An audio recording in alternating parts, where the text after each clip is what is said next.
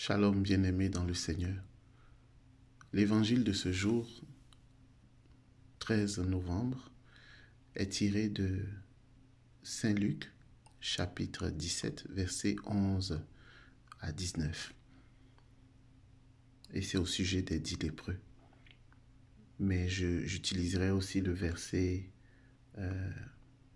tiré de Luc, chapitre 7, verset 50, où Jésus dit à la femme, « Ta foi t'a sauvée, va en paix. » Au verset 19 de cet évangile du jour, comme on peut le voir, Jésus dit « Relève-toi, va, ta foi t'a sauvé. » Nous sommes tous des pécheurs, c'est pourquoi Jésus est venu.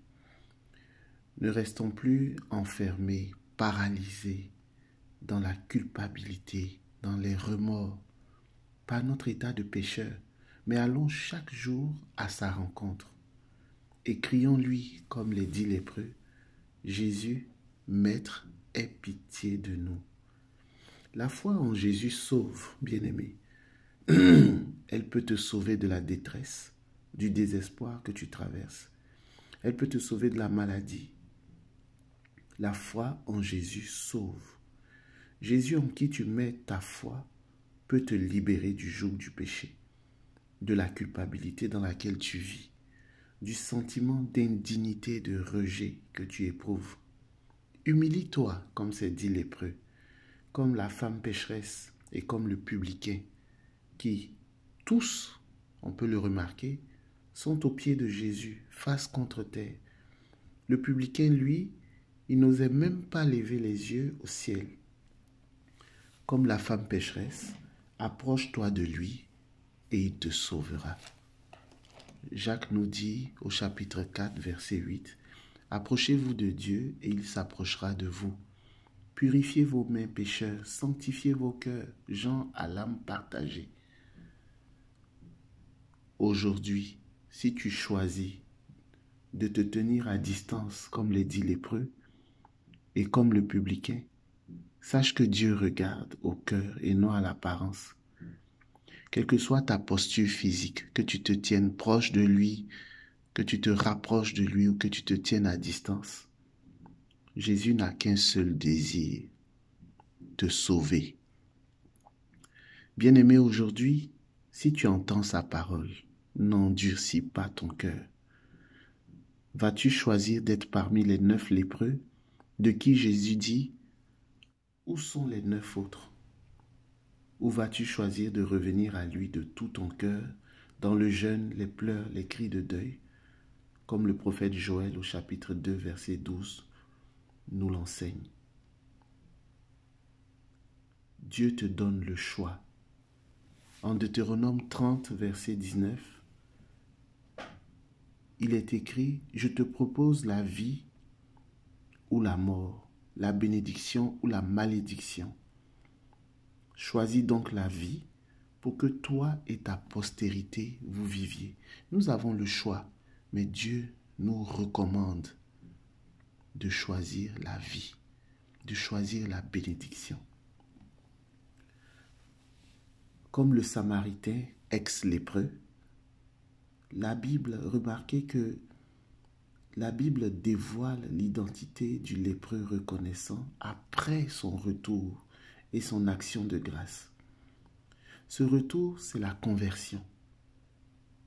Conversion signifie revenir à Dieu. Notre identité est révélée et retrouvée lorsque nous vivons une véritable conversion. Lorsque nous rencontrons, nous retrouvons le Christ, nous retrouvons notre véritable identité. C'est après son retour que l'enfant prodigue retrouve les signes distinctifs comme l'anneau, comme la plus belle robe et les chaussures. Ce sont bien là les signes distinctifs de son identité, de son appartenance, de sa filiation. À Zachée, en Luc 19, verset 9, le Seigneur dira après sa conversion, « Aujourd'hui, le salut est arrivé pour cette maison, parce que lui aussi est un fils d'Abraham. » Zachée a retrouvé son identité. Le Seigneur poursuit en disant, car le Fils de l'homme est venu chercher et sauver ce qui était perdu. Zachée a bel et bien retrouvé son identité en Jésus-Christ. Il était perdu dans des actions mauvaises, il était perdu loin de la vie de Dieu, loin des préceptes de Dieu, mais il a retrouvé après sa conversion sa véritable identité. La perte même, qualifier quelque chose de perdu, on le fait parce que cette chose nous a appartenu d'abord, ou nous appartient. C'est parce que notre identité profonde a été perdue à cause du péché que Jésus est venu chercher et sauver ce qui était perdu. Ce qui était perdu, c'est ce qui lui appartient. D'abord, à l'origine. C'est parce que nous lui appartenons, c'est parce que nous sommes des fils et des filles d'Abraham que Jésus est venu pour nous sauver, pour nous chercher. Avant d'être perdus, avant d'être égarés, nous lui appartenons. C'est pourquoi nous devons revenir à lui pour retrouver notre identité, notre dignité d'enfant de Dieu. Bien-aimé, tu peux te sentir rejeté. Lui seul peut t'accueillir en son sein pour que désormais tu te sentes aimé. Tu peux te sentir indigne à cause des fautes passées, mais sache que lui seul peut te redonner ta dignité dans sa maison, qui est également ta maison. Tu peux te sentir impur, mais c'est seulement auprès de lui que tu seras de nouveau pur. Jésus t'attend, les bras grandement ouverts, pour t'aimer, pour te chérir, pour te restaurer, pour te guérir, pour t'offrir la véritable paix, le véritable bonheur et la vie éternelle. Dis-lui oui, comme la Vierge Marie l'a fait, et jette-toi dans ses bras. Que le Seigneur te bénisse. Amen.